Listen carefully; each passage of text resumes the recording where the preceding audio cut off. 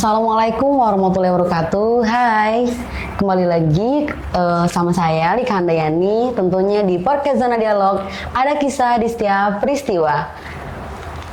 Hari ini kita kedatangan tamu yang luar biasa. Mau membahas apa kita kali ini? Mari kita sapa tamu kita. Hai Mbak Wi. Halo, selamat pagi sahabat Zona Dialog. Iya. Nah, tentang apa sih yang kita bahas pada kali ini? Sama-sama penasaran ya. Jadi berbicara tentang ibu rumah tangga dan pekerjaan-pekerjaannya, kemudian ada juga hobi. Jadi sahabat Zona Dialog jangan lupa saksikan sampai akhir.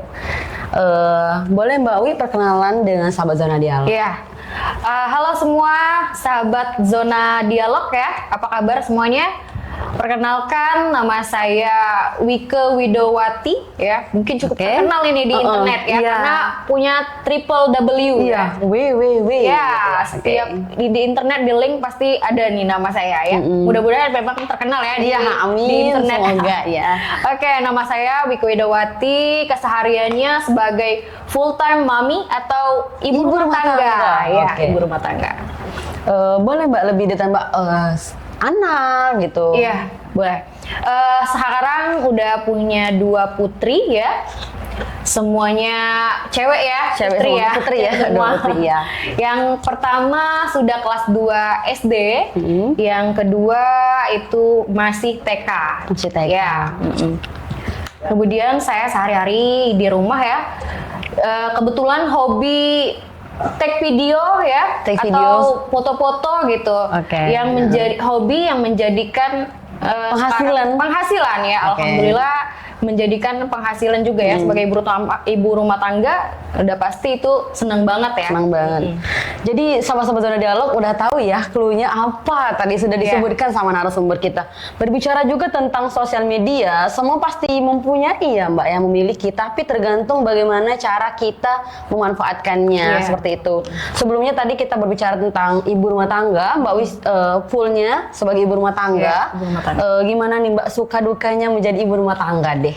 Ya, suka dukanya mungkin kalau misalnya kita jabarkan satu persatu itu banyak sekali ya, nano-nano rasanya gitu. Menjadi ibu rumah tangga itu mungkin sebagian orang itu adalah hal yang berat ya, sulit. Karena kalau berbicara tentang ibu rumah tangga itu banyak stresnya gitu. Iya benar. Pertama di rumah aja ya. Sudah untuk bertemu teman itu udah susah banget ya. Lagi pula kalau misalnya di rumah itu kan banyak ya, kalau pekerjaan rumah itu nggak selesai gitu kan. Benar. Ya, jadi saya kebetulan di sini ikut suami dan memang bukan asli orang Bengkulu. Ya. Udah 8 tahun menjadi warga Bengkulu. Ya, sejak aslinya orang mana nih Mbak? Batu Raja, Sumatera Selatan. Oh, Sumsel. Ya. Kebetulan aku juga orang Sumsel nih. Iya. Di mana? Pagar Alam. Oh, di Pagar Alam lebih jauh lagi. Iya. Kalau Batu Raja itu dari Bengkulu ke Batu Raja 12 jam. 12 jam ya lumayan. Oke.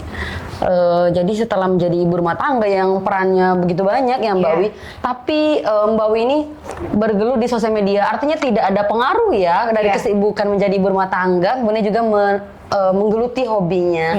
Mulainya dari mana sih Mbak sebenarnya? Mulainya dari perasaan insecure ya. Karena kan ibu rumah tangga itu dicapnya nggak berpenghasilan. Nggak berpenghasilan pasti. Apa ya, selalu di rumah aja. Beban suami. Gitu, beban suami gitu kan. Jadi apa ya, rasanya aku nih bisa apa gitu. Mencoba menggali potensi atau apa sih yang aku bisa gitu kan. Yang bisa menghasilkan atau produktif gitu. Awal-awal di Bengkulu itu saya pernah buat backdrop paper flower. Jadi itu untuk lamaran ya. Jadi saya buat dekorasi gitu ya. Dekorasi untuk lamaran. Jadi karena itu ada hambatan ternyata.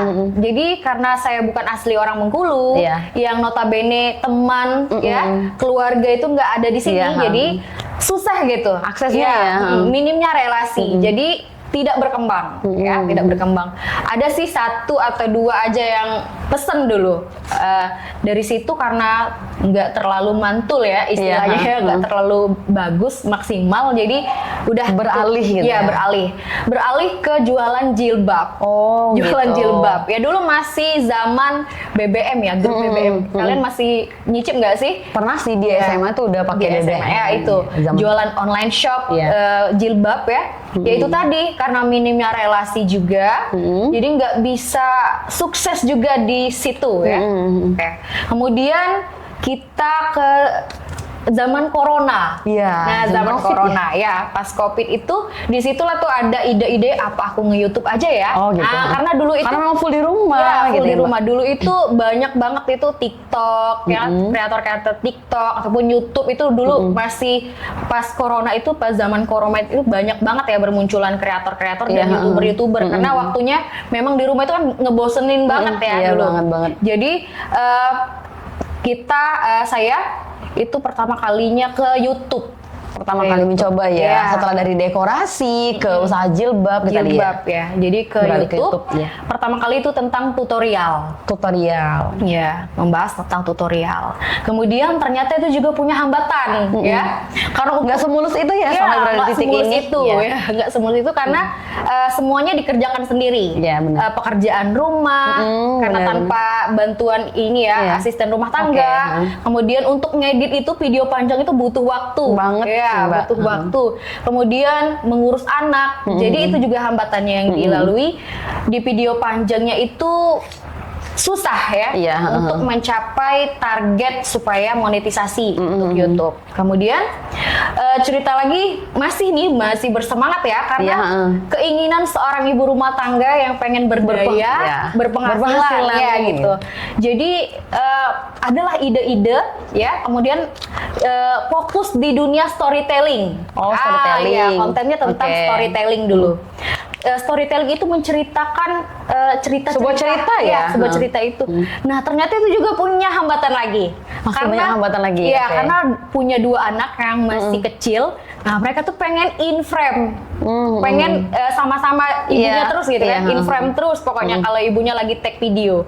Nah, jadi itu juga hambatan juga ya nih untuk seorang ibu nih. Gimana ya? Anakku mau masuk terus gitu. Nah, muncullah ide yang sekarang YouTube-nya masih berjalan itu tentang konten ruang bocil. Jadi bersama anak-anak ya, bermain. Memang sengaja ya udahlah masuk frame aja gitu. Bermain sama anak-anak. Alhamdulillah itu tidak sampai 1 tahun YouTube-nya udah dapat 100.000 subscriber. Wow, luar biasa. Semoga YouTube-nya Zona Dialog juga akan seperti sama Mbak Wi ini ya. Mungkin ini sekarang kita hambatannya di Mbak Wi yang dulu-dulu nih. Iya, banyak banget hambatannya. Kalau masalah hambatan banyak banget tadi ya Mbak Wi ya. Tidak semulus yang teman-teman lihat di sosial medianya Mbak Wi gitu ya Mbak. Berbicara itu juga nih Mbak, bagaimana sih Mbak Wi mengatur waktu nih Mbak? Kapan Mbak Wi berperan sebagai ibu rumah tangga? Kapan juga Mbak Wi berperan sebagai content creator? Boleh dong Mbak bagi ceritanya. Untuk menjadi seorang content creator itu mempunyai waktu yang fleksibel ya. Fleksibel dengan kesibukan, nggak hanya ibu rumah tangga, ibu bekerja pun sekarang udah jadi content creator. Iya, benar. Jadi untuk kalau khususnya ibu rumah tangga pagi nyiapin bekal, nyiapin sarapan, begitu anak-anak udah pergi ke sekolah, nah barulah kita pikir-pikir nih mau konten apa ya hari ini gitu. Tapi kalau untuk di YouTube itu kan konten bersama anak-anak. Jadi fleksibel, kalau anak-anak udah pulang sekolah, udah santai baru kita bikin konten. Tapi kalau untuk di Instagram itu khusus untuk ruang ibunya. Ruang ibunya khusus ya. Khusus kalau di Instagram. Kalau di Instagram itu lebih kita membahas tentang curahan hati seorang ibu gitu ya. Itu benar-benar dicari ya kebutuhan ibu-ibu sekarang mungkin itu ya Mbak. Kayak pop atau yang lucu-lucu gitu kan, POV gitu ya. Nah yang itu kalau di Instagram. Jadi di platform media sosial itu udah dibagi. Kalau yang Instagram khusus ruang untuk ibunya, ya. Kalau di YouTube khusus bermain bersama bocil, sama anak-anaknya. Karena berbicara masalah ibu, artinya ada suaminya nih. Gimana sih Mbak dukungan suami Mbak dengan ini hobinya Mbak? Alhamdulillah kalau suami itu sangat mendukung ya. Karena istrinya di rumah ya, bisa ngurus rumah, anak-anak terjaga gitu. Dan bisa alhamdulillah ada penghasilan, bisa produktif ya. untuk ibu rumah tangga tuh mempunyai kegiatan yang kayak gini tuh untuk mengurangi rasa bosan. Iya, benar-benar. Alhamdulillah sekali ya kalau dibilang sekarang tuh udah ada namanya sosial media. Karena itu bisa menjadi ladang atau tempat berkarya bagi ibu rumah tangga yang nggak punya kesempatan untuk bekerja di luar. Kalau kita bekerja di luar itu artinya mau ada waktu khusus ya Mbak, dari pagi jam kantor gitu ya. Kalau di rumah kita lebih fleksibel. Oke. Artinya dukungan suami Mbak juga gitu ya, ngebolehin banget gitu. Jadi untuk sahabat-sahabat Zona Dialog, ibu rumah tangga itu bukan hal untuk tidak produktif ya Mbak. Boleh dong bagi motivasi ke ibu-ibu yang lagi menonton ataupun sahabat-sahabat Zona Dialog, gimana sih Mbak tipsnya? Boleh ke kamera, boleh juga ke sini Mbak. Untuk tipsnya menjadi ibu rumah tangga itu mungkin sangat berat ya bagi sebagian orang. Nah, coba nih ya sahabat-sahabat Zona Dialog, cari ya atau gali potensi yang ada di diri kita. Misalnya hobi make up ya, bisa menjadi ini beauty content creator ya gitu ya. Ya review tentang make up ya, alat-alat make up ya gitu. Atau suka masak nih ya. Suka masak nggak hanya sekedar untuk kita makan aja, tapi bisa kita kontenin tuh. Iya, benar-benar. Kita kan bisa lihat nih passion kita di mana, atau masak atau jualan ya. Atau kalau misalnya memang hobi jualan, bisa menjadi live shopping ya sekarang. Yang lagi tren itu live shopping ya. Banyak sekali sebenarnya kalau misalnya kita mau gitu. Karena motivasi itu ada yang dari motivasi eksternal dan juga motivasi internal. Misalnya eksternal, lingkungan kita nih gimana tuh suka julitin kita. Nah, buat itu sebagai motivasi untuk diri kita. Nah, motivasi internal itu adalah gimana rasa kita untuk mengupgrade diri kita gitu. Mengupgrade pengetahuan ataupun skill-skill yang harus kita dapatkan gitu. Nah, jadi itu harus kita gali ya. Insya Allah kalau misalnya passion itu sudah kita dapatkan, itu insya Allah kita bisa menemukan jalan ya. Oke, jadi seperti itu sahabat-sahabat Zona Dialog. Jangan lupa kita tuh memang menggali potensi ya. Sebenarnya apa sih yang menjadi kelebihan diri kita gitu, dan benar-benar digali gitu ya Mbak. Kali kita berbicara tentang duka gitu, perjalanan Mbak Wi. Senangnya deh kali ini kita berbicara tentang senangnya menjadi content creator. Bagaimana sih perasaan Mbak Wi yang dikenal orang di sosial media? Kalau terkenal di Bengkulu nggak terlalu terkenal ya, karena memang bukan asli warga Bengkulu ya. Tapi keinginannya supaya di Bengkulu juga bisa terkenal ya, bisa maksudnya bukan terkenal gimana gitu ya, bisa kenal dengan teman-teman yang lain, konten kreator yang lain ya di Bengkulu. Karena kalau di Instagram itu kebanyakan followernya bukan dari Bengkulu ya, dari luar gitu.